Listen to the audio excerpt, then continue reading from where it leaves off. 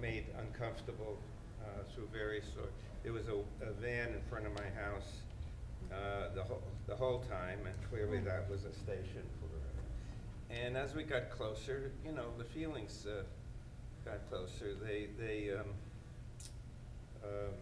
One of the characters, one of the actors was black, and I made him the prosecutor just as a switch, you know, the expectation changed on it.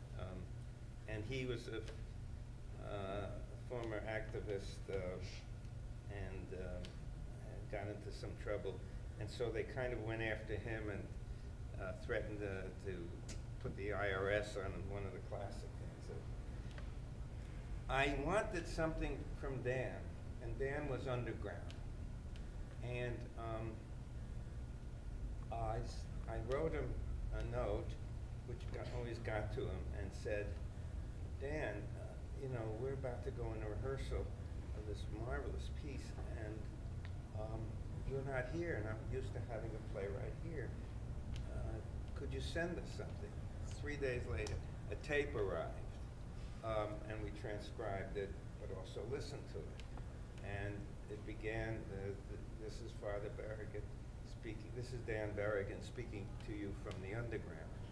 And it was a very moving document and a wonderful idea of what theaters, you know, going back to the Greeks, what the idea of theater, just instinctively and also just from his own studies and his own point of view. So I thought, wouldn't it be nice to begin our evening with him in the dark talking? And it was hard to tell what was going to happen, you know, with the FBI around.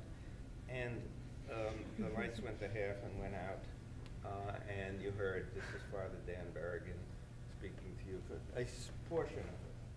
And as soon as they heard, his voice was heard, the FBI people in the house all leapt forward because they were absolutely sure he came to his own opening.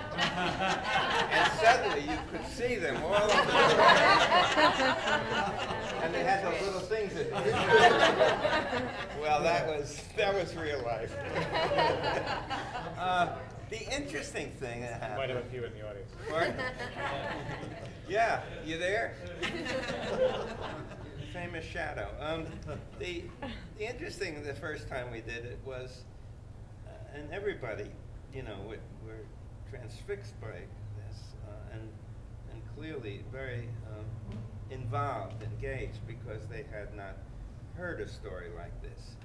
But it was called The Trial of the Catonsville Nine, and about a third of the way in, I could feel people looking at their watch and saying, third person, now they're 6 to go, and then about the 6th person, 3 to go. In other words, there was a measured quality about it. Each testimony in its entirety was very moving, but structurally, you were stuck with a sense of repetition, and it deflated it a little bit. And I thought we ought to do something, and so I got in touch with Dan again, and I said we'd like to try to do some reordering of the text. And again, Flora placed the role because she introduced me to an old lefty named Saul Levitt, who wrote the Andersonville trial. And he just couldn't wait to get his hands on it. So I remember so distinctly sitting in his office apartment in Greenwich Village, and what we did is we took all the pages of the play and we just laid them out all over the floor and started to see whether there was perhaps a question of order or certain rhythms and what have you. And out of that came the idea, which you embodied, and by the way, terrific today. Whenever I hear or see this play, you can't help but be moved by it all over again. It's like a reminder. It's like you just did, you know. You get, and what started to evolve was the version that you saw, which was to make it more of a chorus and people speaking one right after another, or in chorus, in the chorale of some kind, and to tell a story in the following way: who they were, and they all one way identify themselves, what they did. We went up the steps, we put, you know, gasoline on the, and they poured blood, a mixture of animal blood and real blood. And they did just stand there until the police came. And then the key point of the play, why we did it, why we did it. And that worked.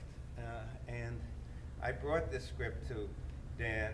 He was underground somewhere in the Boston area, and I was told to take a train and then a bus and then walk, you know, a certain distance, and by God, there he was in a safe house. I don't know. Was at the home of one of the theologians there who lived on exactly, an island. Exactly. He lived on a lake. And don't tell anybody. Oh yeah, that was another thing of it.